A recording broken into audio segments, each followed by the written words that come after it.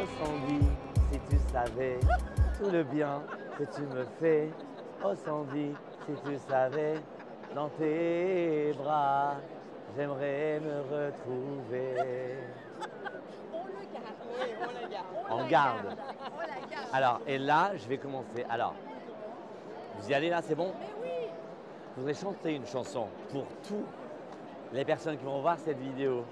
Parce que c'est une chanson que je vous conseille de chanter au moins une fois par jour, si possible le matin. Pourquoi le matin? La vie, ça tient toujours au début. Début de la semaine, début de la journée, début d'une histoire amoureuse, de bien commencer. Et la chanson, c'est « Elle m'a aimé ». Pourquoi c'est important? Parce que quand on a été aimé, on devient à notre tour des parents aimants. Et pourquoi ce livre qui parle de l'éducation encourage les parents à aimer, mais surtout d'aimer de manière utile, de manière constructive? C'est parce que des enfants aimés, ça sera des parents aimants. Et c'est vachement important. Il y a une deuxième chanson que je vous conseille, c'est « S'il suffisait qu'on s'aime, s'il suffisait d'aimer ». S'il suffisait qu'on s'aime. Pourquoi c'est important? Parce qu'un des problèmes qu'on rencontre avec les parents aujourd'hui, c'est qu'eux-mêmes sont confrontés à leurs propres problématiques, à leurs propres souffrances. Et donc, il n'y a pas de neutralité avec leurs enfants. Et parfois, ils peuvent contaminer leurs enfants dans leurs propres souffrances. S'il suffisait qu'on s'aime, c'est-à-dire qu'il faut d'abord s'aimer. Et quand on s'aime de manière saine, s'il suffisait d'aimer. C'est-à-dire, une fois qu'on s'aime, on peut se tourner vers les autres et les aimer de manière positive et pas forcément conditionnel. Parce que quand on aime les autres par intérêt, ça ne marche pas, ce n'est pas un amour sain. Pourquoi? Parce qu'on est dans la dépendance, on est dans le besoin, et quand on est dans le besoin et la dépendance, on est dans l'agressivité, donc ça ne fait que repousser l'être supposé être aimé. Maintenant Sandy, tu peux poser des questions si tu veux, si tu as encore des questions. On va faire une interview inversée. Allez, alors Sandy, Merci beaucoup, que souhaite Dr Jacob Azéwal.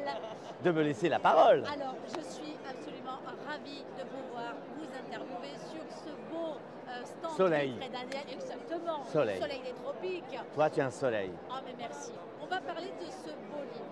Ouais. Parce que le titre des parents qui aiment pourtant des enfants qui souffrent, je pense que c'est quelque chose de très important dans le monde encore plus actuel que ce qu'on a peut-être plus vécu.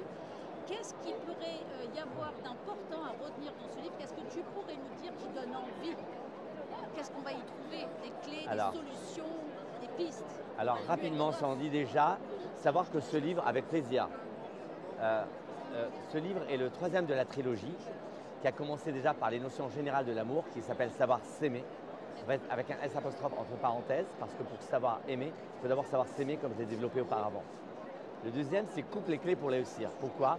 Parce que les enfants, très souvent, quand ils sont en souffrance, le problème vient d'eux en partie, mais ça vient aussi du cadre parental. Un cadre parental qui est disloqué, ça donne des enfants hyperactifs et en souffrance et qui n'ont pas confiance en eux. Par contre, quand le cadre parental est stable, ça donne des enfants qui sont aimés, sont stables, sont équilibrés et surtout qui ont confiance en eux. Le message principal du livre, de tous mes livres en général, c'est d'abord de ne jamais désespérer. Tout est rattrapable. Il y a deux choses qui sont presque pas réversibles. La mort, je ne peux pas ressusciter une personne, et une femme, à partir de 45-46, elle ne peut pas avoir d'enfant. Mais c'est pas, elle peut aimer, elle peut se mettre en couple, il n'y a pas de problème. Pourquoi j'insiste sur ça? Parce que le monde serait tellement meilleur si chacun de nous à son niveau, toi Sandy, en mettant en avant des messages de paix, de compassion. Je ne rigole pas, c'est vrai. De Gaulle, je ne suis pas très De Gaulle, mais sur cette phrase, je suis d'accord avec lui. De Gaulle, il dit que le monde se porterait beaucoup mieux si on remettait au centre de la vie l'importance de la dignité. Aujourd'hui, qu'est-ce qui est important? Aujourd'hui, les jeunes sont prêts à vendre leur âme au diable pour être riches, pour être célèbres, mais peu importe.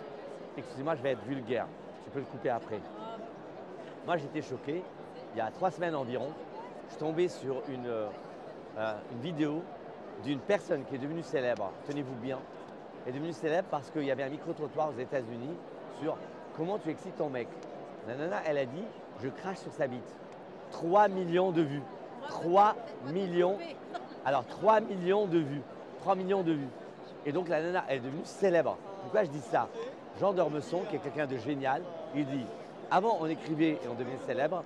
Maintenant, on est célèbre et on nous demande d'écrire. » C'est-à-dire qu'en fait, aujourd'hui, l'échelle des valeurs est complètement inversée. Aujourd'hui, tout est fait pour faire le buzz, parce qu'une fois que vous êtes célèbre, eh bien, votre parole, elle est crédible. C'est du n'importe quoi. C'est-à-dire aujourd'hui, ce qu'on met en avant, ce n'est pas forcément du professionnalisme ou des messages de paix, d'empathie, de compassion. Non, ce qu'on met en avant, c'est la parole de quelqu'un de célèbre. Peu importe ce que tu racontes. Or, moi, ce que je voudrais justement, c'est remettre au centre de la vie l'éducation. Pourquoi? Parce que tout se passe au début. Moi, je suis chanteur amateur. Et n'importe quel chanteur amateur sait que tout se passe au début. Si on place bien sa voix, si on démarre sur une bonne note, en général, la chanson se passe bien. Ben, c'est la même chose avec l'éducation. Si à la base, on transmet à l'enfant des notions fondamentales comme l'empathie, la bienveillance, la notion de partage, mais aussi la notion de stop, de savoir qu'il y a des règles à la maison, comme il y a des règles à l'école, comme il y a des règles dans l'entreprise, comme il y a des règles dans le couple, que si tu ne te limites pas, tu ne pourras pas effectivement t'épanouir et tu ne pourras pas être constructif. Et c'est même l'inverse. Et voilà, donc ce que je veux mettre en avant, c'est surtout, je vais m'attarder sur le titre, des parents qui aiment pourtant des enfants qui souffrent. Alors déjà le titre, j'ai adoré, c'est Cathy, ma directrice éditoriale, qui l'a choisi. Elle m'a dit, il est dans le livre, c'est le titre d'un des chapitres. J'ai adoré pourquoi? Parce que justement aujourd'hui, on a trop tendance à culpabiliser les parents, les fameux parents toxiques. Les jeunes maintenant s'abritent, ils disent pourquoi je suis un échec? Eh ben c'est ma mère, elle m'étouffe, et mon père. Ils sont incapables de se remettre en question. Pour se remettre en question, ils s'appuient sur ah non, c'est mon père, c'est ma mère qui m'a détruit.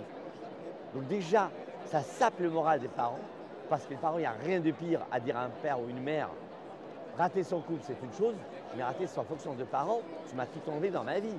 Or, tout ce que la mère s'est investi, tout ce que le père s'est investi, l'enfant vient, il dit non, non, tu as été un père toxique, une mère toxique. Donc je viens rééquilibrer et dire des parents qui aiment. Les parents ont peut-être été parfois maladroits, mais dans leur majorité, ils ont aimé leurs enfants. Certes, ils ne savent pas toujours les aimer, et justement ce livre est là pour leur donner le mode d'emploi, comment aimer de manière positive, constructive et pas toxique. Et cette histoire aussi de décalage.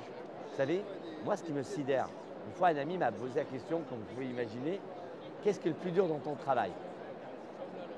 J'ai dit le plus dur dans mon travail, c'est la réalité que la grande majorité des couples qui me consultent, ils s'aiment. Ils vivent un enfer et pourtant ils s'aiment. Alors comment expliquer ça? Justement, c'est ce décalage. Je peux aimer, mais l'autre peut ne pas sentir mon amour. Pourquoi? Parce que je n'ai pas su lui transmettre cet amour de manière, ce que j'appelle transdermique, que la personne se sente aimée. Donc c'est pour ça que je dis, des parents qui aiment pourtant des enfants qui souffrent, c'est-à-dire je dis, c'est vrai que je suis contre les enfants qui ne cessent de critiquer les parents en parents toxiques, mais je suis désolé aussi de dire aux parents qu'ils soient capables de se remettre en question, parce que quand vous voyez que votre enfant n'est pas épanoui de ta manière d'aimer, c'est pas grave si tu te remets en question, que tu revisites la chose. Arrête de dire que non, c'est comme ça et tu continues à répéter toujours la même méthode, toujours les mêmes choses, toujours les mêmes reproches, toujours la même dureté. Tu as essayé une technique, tu as vu que ça n'a pas marché, change de technique. Je peux parler du sous-titre? Oui, je vois, accompagner son enfant, exprimer ses talents. Alors, le sous-titre, accompagner son enfant à exprimer ses talents et avoir confiance en lui. La question qu'on m'a posée, c'est de me dire, c'est pas l'inverse? Est-ce que c'est pas d'abord avoir confiance en lui et ensuite exprimer ses talents? En fait, dans les deux sens, ça marche. C'est-à-dire, il faut avoir confiance en soi pour exprimer ses talents, mais pour avoir confiance en soi, il faut d'abord valider l'expression de ses talents. C'est-à-dire qu'en fait, c'est parce qu'un enfant a réussi un spectacle de violon, qu'il a eu un 10 sur 10, qu'il a eu un 20 sur 20, un A, etc., qu'il a eu en éducation physique un challenge, etc., ça va lui donner confiance. Donc il fallait bien commencer par quelque chose. Donc moi, je dis toujours, de même pour les adultes, je conseille toujours de commencer par une action. La journée commence toujours par une action. Faire son lit, se préparer un café, Donc faire quelque chose. C'est un livre qu'on peut mettre dans tous les foyers, quoi. Véritablement, sans hésitation. Et en plus, il comporte, alors il est en 3 parties. Il y a une partie sur l'éducation en général, et c'est une vraie Bible sur tous les sujets de l'enfant. La deuxième partie, malheureusement, est consacrée à la particularité des enfants de parents divorcés, c'est une vraie particularité malheureusement, et comment bien gérer. Et puis enfin la troisième partie qui est sur l'école, parce que l'école, c'est aussi, un enfant passe énormément de temps dans l'école, et à cette occasion-là, ça peut le détruire, mais ça peut aussi le construire. Moi, je vais vous étonner, j'ai connu des grands patrons de psychiatrie, notamment le professeur IPC qui repose en paix, et pourtant, et des grands philosophes aussi, bref, des grands personnages. Mais la personne que je cite le plus dans ma vie, c'est mon prof de français. Mon prof de français, une richesse incommensurable. Merci beaucoup. Merci Sandy. Merci, enchantée.